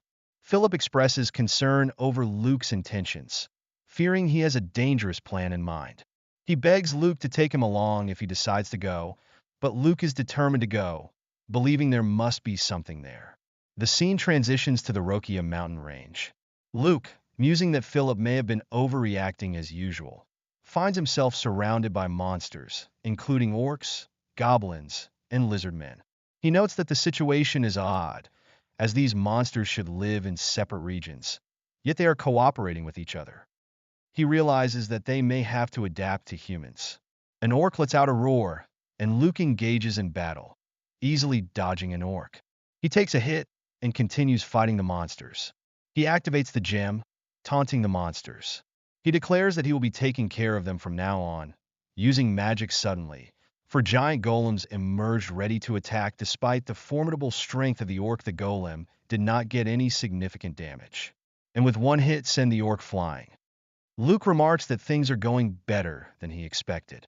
He believes that the future mana stones can handle the situation. The goblins and lizardmen are easily defeated. Too easy. Luke is pleased with the results, but notes that the monsters keep coming. He understands why the knights failed, as dealing with such a large number of monsters is difficult. However, he states that it is not impossible. An orc, seemingly the leader, appears, radiating a powerful aura. Luke decides to join in on the fun, strengthening himself physically. He strikes the orc leader. He leaps onto the orc's back and uses the magic of obedience to brainwash it. You are mine now. The other monsters are shocked. Luke declares that the orc leader is now his subordinate. You all answer to me now. The remaining monsters are stunned into silence. The monsters slowly retreat. They're scared. They run away. Luke tells the monsters he will not harm them, and asks them to bring their leaders to him. As the orc leader obeys Luke's command, lightning strikes the mountain range. A goblin, seemingly the leader of his group, expresses his anger. Luke swiftly subdues him. That was easy. He then questions the remaining monsters, including the orc leader and a lizard man, about a place where dwarves are known to gather. Do any of you know? The goblins and orcs are frightened. Luke realizes that monsters are unlikely to have such knowledge. They're not exactly scholars. However, a goblin steps forward, offering to guide him. I know the way. Luke accepts the offer. Following the goblin, they arrive at a blocked entrance, presumably to a mine. The orc confirms that this is the entrance, although there are traces of an avalanche. Luke observes that something seems strange about the site. The monsters express their fear, hinting at a dangerous presence within. Luke, determined to uncover the truth, states that he will know once he goes in. He uses a spell, Dark Flame, to clear the obstruction. He confirms that there was indeed a mine. It was hidden. The monsters are confused as to why Luke is acting this way.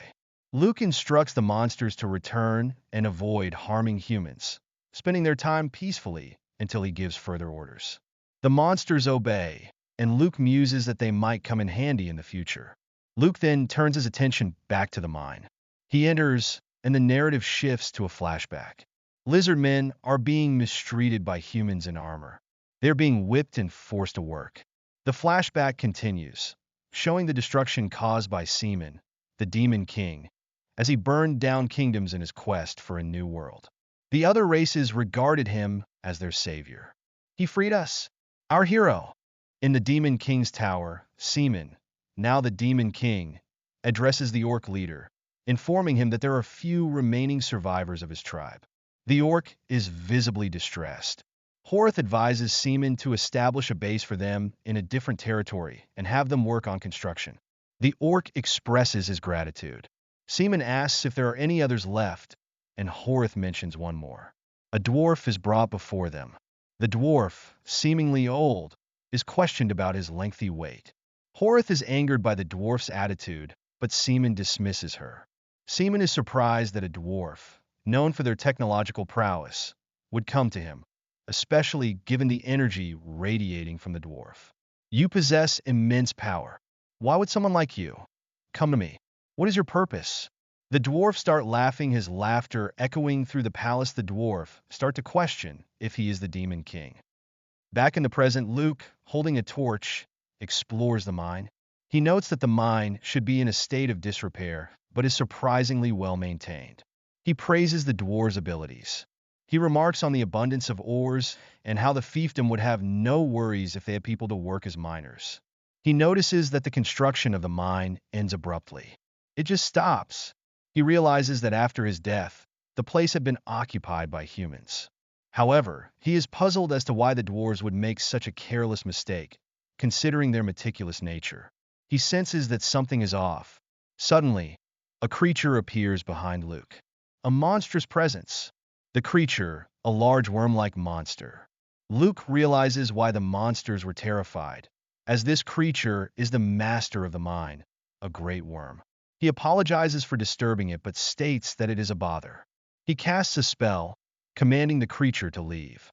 Luke, now in control of several rock monsters, stands before the monstrous worm, the master of the mine. The worm lunges, its massive, tooth-filled maw gaping. With a curt command, Luke orders his rock monsters forward. They slam into the worm with earth-shattering force, their rocky fists pulverizing its crystalline hide. The worm is momentarily stunned, allowing Luke to approach. He utters an incantation, channeling dark magic into his hand. The air crackles with energy as he conjures a ball of dark flame. With a swift motion, he hurls the dark flame at the worm, causing a fiery explosion. He figures that should be enough to subdue the creature. But the worm is remarkably resilient. Luke realizes that his magic is not as potent as it once was, and the creature's hide is incredibly tough, barely scratched by his attack. The worm recovers quickly, thrashing violently and catching one of Luke's rock monsters off guard. Luke narrowly avoids the worm's snapping jaws, realizing he needs a new strategy. One of the rock monsters slams into the worm with brute force, causing it to recoil once more. He takes the opportunity to give instructions. He orders his rock monsters to hold the worm down while he prepares his next attack. He needs to get to higher ground and instructs the golem to throw him up. One of his golems obeys, tossing him into the air. The worm attempts to strike, but the golem intercepts, sacrificing itself to protect its master. The worm, enraged, smashes the golem to pieces. From his vantage point, Luke notices something peculiar. The worm, now covered in shimmering minerals, seems to have evolved after consuming the mine's resources. He realizes that bringing his gigant into the confined space of the mine would be pointless. A direct assault proves ineffective as the worm blocks the mine's exit. As the worm attacks again, Luke realizes it is much tougher than he anticipated. He ponders whether the creature is confined to the mine, which means he can't rely on his gigant for help. Luke needs to find the creature's weakness, but how? He notices the flow of mana being disrupted. He instructs his remaining rock monster to buy him some time, determined to find a solution. As he frantically searches, his eyes land on something glinting in the dim light. It is an ancient dwarf's pickaxe, a tool essential for dwarven mining operations. Perhaps this is the key. With newfound hope, he casts a physical strengthening spell on himself. He charges towards the worm, pickaxe in hand, hoping to exploit its weakness. He attacks but did not hit it with enough strength. He is sent flying backward, landing hard on the ground. Meanwhile, back at the mansion, Hans, Philip, and Rogers discuss Luke's nightly disappearances. Philip admits that he hasn't been able to keep track of the young lord, much to Hans's displeasure. Rogers mentions that the residents have seen Luke going to the Demon King's castle, but he brushes it off, now understanding Hans's constant worry. Hans, however, expresses his newfound trust in Luke, believing that the young lord is doing everything he can for the sake of his people. Luke prepares for another assault. Using the pickaxe and his dark flame magic, back in the mine, Luke, despite his exhaustion, he finally manages to subdue the worm. With the creature defeated, the mine is now safe to explore. He notices the remains of a dwarf, along with rare artifacts and armor, a testament to the dwarves' efforts to protect their creation. Luke pays his respects to the fallen dwarf, promising to make use of their legacy without malice.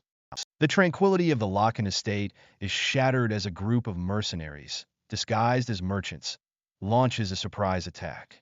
Their leader orders the others to kill everyone, especially the young Lord Luke.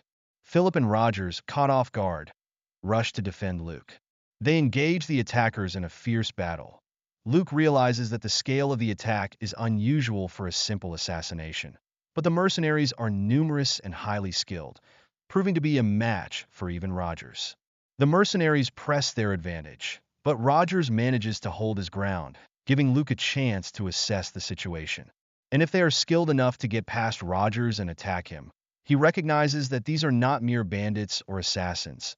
Then one of them must be a highly trained knight. But something far more dangerous. Suddenly, a new threat emerges. A gigant, piloted by an unknown assailant, joins the fray. Luke recognizes the energy signature as that of a gigant, realizing the situation has escalated beyond his expectations. He instructs Rogers and Philip to close their eyes, and they comply just as Luke unleashes a blinding flash of light. The attack renders the mercenaries and even Rogers temporarily blind, giving Luke an opening to escape with Philip. The mercenaries' leader, enraged by their failure, orders his men to pursue the fleeing lord. Despite their impaired vision, they lament their lack of information about the target being able to use magic, determined to catch Luke and make him pay. Meanwhile, Luke, Philip, and Rogers make their escape through the woods, marveling at Luke's quick thinking. Rogers expresses his surprise at Luke's magical abilities, while Philip is confident that Luke has the potential to become a great rune knight. Luke urges them to keep moving, knowing that the gigant won't give up so easily. As they continue their flight, Luke reflects on the advantages of their current location in the woods, hoping to use the cover of darkness to their advantage. However, their pursuers are relentless, and soon they are surrounded once more. Despite the danger, Rogers apologizes to Luke for not being able to display their true skills due to the surprise attack.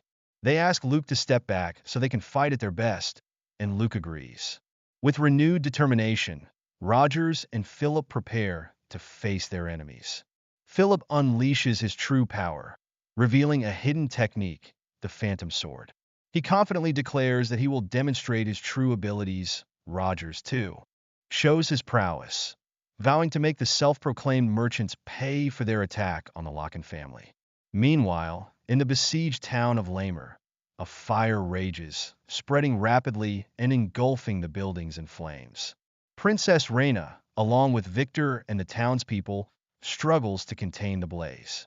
Despite Victor's pleas for her to leave, Reina refuses to abandon her people. Victor and the citizens urge her to prioritize her own safety, reminding her that the people need her to survive. As Reina and Victor make their escape, they witness the devastation wrought upon the town. They come across a fallen citizen, and despite the danger, Reina insists on helping those who are still trapped. Suddenly, a familiar figure appears, Count Mage, accompanied by his soldiers. He claims to have been training in the area, ensuring the people's safety throughout the night. Victor is skeptical of Mage's claims, but Mage dismisses his concerns. He then turns his attention to Reina, expressing his delight at seeing her again and reveling in her despair. As Reina glares at him with fury, Mage's sinister intentions become clear. As they run through the forest, Luke confirms that their pursuers are no longer chasing them, thanks to Rogers and Philip's efforts. He acknowledges the power of their enemies who were able to mobilize a gigant. He decides they need to return to his fief and prepare for war. He swiftly moves through the forest. Suddenly, he is confronted by more soldiers who are accompanied by two gigants. The leader of the mercenaries mocks Luke for being the heir to a warrior family and using magic against him. Luke, unfazed, simply states he doesn't care, much to the mercenary's surprise. The mercenary wonders if it's really necessary to use so much force to catch a simple child. He smiles, musing that a lion should use all its strength, even when hunting a rabbit. The mercenary leader laughs, finding it amusing that they've managed to corner Luke after separating him from his escorts. He questions whether Luke has resigned himself to his fate or simply gone mad. Luke, however, reveals that he is not afraid, as none of them will leave this place alive. He unleashes his magic, casting Save in Dimension, which seems to affect the very ground beneath them. The mercenary realizes he was the one who couldn't use their full strength. Not Luke. Luke summons his rock monsters, much to the mercenary's shock. They find it hard to believe that so many golems could be summoned at once. The mercenary leader, however, remains confident, stating that golems were only dangerous in the past, and that even dozens of them would be no match for their gigants. He promotes one of his men, Tyzel, to commander and orders him to retrieve Luke's head. Tyzel, eager to prove himself, orders his men to move aside as he prepares to attack Luke with his gigant. He mocks Luke's immortal army, calling them a mere pile of rocks. Luke then instructs the novices about the history of war. He begins to control the golems with a spell called Marionette, attacking the gigant with coordinated strikes. The golems move with surprising speed and agility. The mercenaries are stunned by the golems' quick movements, realizing they were surrounded in an instant. Despite their initial confidence, they are overwhelmed by the golems' coordinated attacks. Luke warns them not to look down on his golems, but the mercenaries are too panicked to listen. The golems, under Luke's control, begin to dismantle the gigants, causing the ground to shake and split. Luke explains that understanding the battlefield is a basic tenet of strategy. The ground collapses beneath them, and that the mercenaries' arrogance and reliance on their gigants led to their defeat, sending the mercenaries and their gigants plummeting into a chasm. Luke, standing amidst the destruction, expresses his disappointment that he couldn't take any of the mercenaries prisoner to interrogate them about the mastermind behind the attack. He is suddenly struck by a powerful blow, realizing that some of his enemies are still alive. The mercenary leader, enraged, attacks Luke, vowing to make him suffer. Luke, despite the pain, attempts to use his dark flame magic, but finds himself unable to control his mana due to a curse affecting his heart. The mercenary, seeing Luke's weakened state, prepares to deliver the final blow. However, Luke defiantly states that a lowly curse is nothing to him, channeling his power to break free from its grasp. He unleashes a torrent of black magic, surprising the mercenary, who is shocked to see a descendant of warriors using such a forbidden art. Luke demands to know who his master is, and the mercenary, in agony, reveals that it was Count Mage who ordered the attack. Luke, showing no mercy, absorbs the mercenary's strength, leaving his lifeless body to dissolve into dust. He reflects on the involvement of Count Mage, realizing that this attack was far more elaborate than what happened in Lamer. He now knows his enemy's identity and vows to make Mage pay for his actions. Suddenly, Philip appears, having finally caught up to Luke. He expresses his relief at finding Luke unharmed, and they decide to avoid Lamer territory and return to their fief to rally reinforcements. However, Rogers points out the uncertainty of a similar attack happening again, and Luke suggests they secure a gigant, as their enemies are unlikely to make any moves soon due to their losses. Philip mentions that there might be places nearby selling gigants, but questions how they will transport it without a carriage. Luke, however, points out that they have a carriage right in front of them, a large abandoned train. Philip and Rogers are surprised by Luke's resourcefulness, with Philip expressing his excitement for more training to ensure Luke's safety. Philip praises Luke, saying that the ground collapsing at that moment and taking care of all the enemies was a sign that he is blessed, but Luke dismisses it as nonsense. He reveals that the shock he felt when using black magic came from a curse, and that he has found a strength that can match it, although his current circle is too weak. Meanwhile, in the central imperial capital, Darren is summoned by a mysterious figure in a hooded cloak and mask. He is questioned about the orders to secure the Demon King Seaman's castle, and Darren explains that they were about to succeed when someone interfered.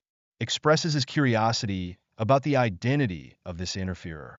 The mysterious figure, known as Elder, Darren, fearing for his life, begs for mercy and promises to succeed next time. The Elder, revealing a skeletal face beneath his mask, asks Darren to tell him who got in the way of his plans. Luke, Rogers, and Philip arrive at the magic tower city of Brendan, marveling at its scale and the large crowds, which are even bigger than Lamer. They note the prevalence of magicians, all working to advance the city. Rogers explains that the area is ideal for acquiring a gigant, with a large variety of classes and a place that can produce dozens in a single month. Luke is hesitant to go so far, but Rogers assures him that a branch of the Veritas Magic Tower is nearby. He explains that most of the continentally recognized gigants were crafted at the Veritas Magic Tower, and Luke is surprised to learn that there's a branch there. In the city, a researcher excitedly discusses a new magic technique utilizing golems, while Luke, Rogers, and Philip overhear two men reminiscing about the past, when they were about to succeed but someone got in their way. Luke decides to purchase a gigant if the performance is good enough, intending to ascertain its strengths and weaknesses and create a gigant that far surpasses it. As they approach the Veritas Magic Tower, a guard informs them that not anyone can pass there. Only those of Viscount families and above may pass. Luke finds this rude, but Philip introduces him as the heir to the Locken Viscounty, Lord Luke. The guard, recognizing the name, mocks the Locken family's poverty, asking if they even have money to maintain such a thing, let alone buy a gigant. Rogers demands he take that back. Luke, however, tells them to ignore the guard and not to pay them any mind, knowing that such behavior is common even after 500 years. Inside, they are impressed by the grandeur of the tower, far grander than any other magic tower they have seen, certain that the gigants produced there are of high quality and number. Luke, however, finds the situation quite revolting. They are approached by the general manager, Garrett, who asks if there is a specific gigant they are looking for. Luke states their budget of 30,000 pesos and asks for recommendations, and Garrett invites them to browse their catalog. They are impressed by the variety of gigants specializing in different areas, as well as the meticulous guidance and explanations. The customer service is spectacular. Philip notes that unlike Vertius, This magic tower doesn't discriminate based on appearances or status, and instead seem to treat their clients with sincerity, leading Luke to conclude that not all of the 10 magic towers are garbage. He decides to purchase from here if the quality is sufficient. As they browse, they overhear a customer complaining about a gigant, saying that he can't do any repairs because the moment he got on it, the gigant folded like a tin can. Turns out there is an obvious flaw with its durability.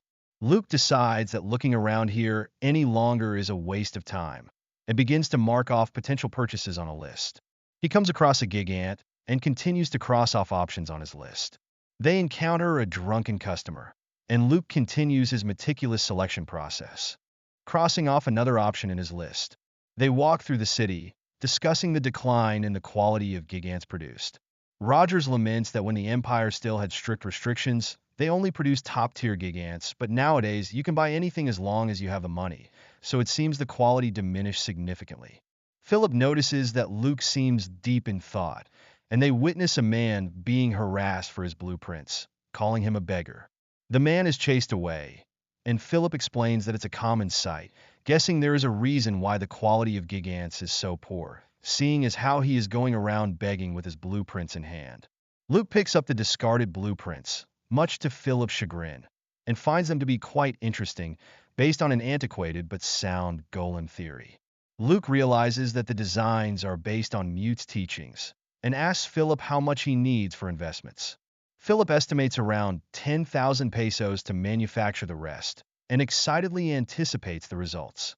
Rogers leads them to a dilapidated magic tower, which they believe to be a suitable laboratory, albeit it looks like it is about to collapse.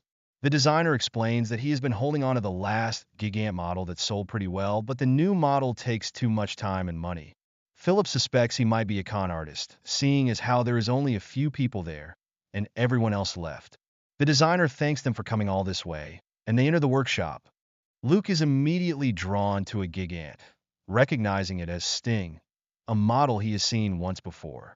He recalls that the technique of realizing magic in a gigant left a mark on it, and Philip clarifies that it is a different model compared to Sting, called Sting 2, which incorporates all of Hallie's Magic Tower's newest techniques, making everything inside and out completely new. Luke is intrigued and asks how much longer it will take, with the designer estimating a month or two. Luke, citing a lack of manpower and a need for time, offers to invest 20,000 more pesos if they can finish it in a week by hiring more technicians. The designer is overjoyed, promising to get right back to work. He announces to his team that they can work again, and that he will pay them large wages, much to their delight. One of the workers mentions that it is a factor that will increase work efficiency. As they resume work, they realize that the product is at 67.3% completion when work was halted, with the magic circle core requiring recalibration. The designer promises to work nonstop for 24 hours with overtime pay, but Philip and Rogers express concerns about entrusting the gigant to them. Luke, however, is confident in his decision, knowing well what research-obsessed magicians are like. He looks forward to when this place joins the 10 magic towers. The scene shifts to nighttime, with Philip and a woman sleeping soundly. The next morning, Philip is seen alone in bed. Outside in the streets, someone sits on the ground. Luke, standing on a rooftop, overlooking the magic tower, contemplates his next move. Having gotten what he wanted, it is now time for payback. 2 guards patrol the area, talking about the day's events. They hear a rustling. One of them asks who is there, but finds nothing. Luke, hidden in the shadows, smiles and opens a pair of doors, wondering what he will reap from his actions. Under the cloak of darkness, Luke infiltrates the Veritas magic tower, easily bypassing the lax security. He opens the doors, wondering what he will reap from this intrusion. Inside, he uses dark invisibility to move unseen past guards and other individuals. Concealed by his magic, he navigates the corridors, passing through the walls, searching for a useful-looking magician. He continues to use his dark magic to move unseen, passing by a guard patrolling with a lamp. He continues his advance, moving across the tower swiftly, observing the guards. Noting the lax security of the magic tower, He thinks to himself that although he has nothing to gain by wandering around like this, he must find a useful-looking magician. He comes across a man sneaking around, looking left and right, relieved to have finally found his target. He reflects on how much easier this is than expected, and heads for the officer-only magic library, planning to quickly take a grimoire. He believes that with such a book, he can become at least an intermediate-rank magician, and might even go beyond that. Perhaps even a master. However, Luke appears behind him. He'll always run into fools like him, no matter where he goes. The man easily opens the locked door, only to be confronted by the branch manager, Jameson, who identifies him as an intruder. Jameson states that he won't have any complaints if he kills the intruder on the spot. The man, panicking, claims he got lost, but Jameson's intense mana pressure makes him beg for forgiveness. Jameson, initially thinking the man was a thief, is surprised to discover he is holding valuable scrolls, a very important secret that cannot be leaked. The man eagerly agrees, understanding the desire to work hard for the prosperity of the tower. Jameson acknowledges his understanding, revealing that the scrolls contain information about the new hero-grade gigant, of which there are only a handful on the continent. The man, realizing the value of the scrolls, marvels at their contents, but Jameson snatches them away, ordering that those who have seen the scrolls without the right to do so must be erased. The man pleads for fairness, but Jameson coldly retorts, unleashing his magic on the terrified man. The man screams in agony, and Jameson reminds him to act his place in his next life. He then disposes of the body, musing that the man only wanted to kill him to justify his actions. Luke, witnessing the scene, thinks that the Veritas Magic Tower has completely lost its mind, no matter in the past or now. Jameson, sitting at his desk, ponders the new hero-grade gigant, noting that it's taking longer than expected to parse the elaborate design. Suddenly, he senses a presence behind him, and a voice identifies him as the Veritas Magic Tower's branch manager. Jameson, displaying his magical power, demands to know the intruder's objective. Luke reveals that his objective is the same as it was 500 years ago, to cleanse the world of rotten garbage like him. An explosion rocks the tower, and Jameson, enraged, demands to know how Luke dares to call the Veritas branch manager garbage. He declares that Veritas is home to intellects far beyond Luke's reach, and that they are the chosen ones. Luke, unimpressed, asks who decided that, stating that they haven't changed at all over the past 500 years. He criticizes their arrogance and disregard for others, vowing to correct their misunderstanding. He states that the very word Veritas will be erased from history and attacks with Dark Bullet, causing Jameson to scream in pain. Jameson, boasting of his isolation from battle, mocks Luke, but then smiles, asking if he should take his spoils now. Luke grabs a blueprint of a hero-grade gigant, noting that there are only a handful of them on the continent. He doesn't know why it's here, but resolves to make good use of it. He envisions the Veritas Magic Tower being destroyed by its own secret weapon, and laughs triumphantly in the aftermath.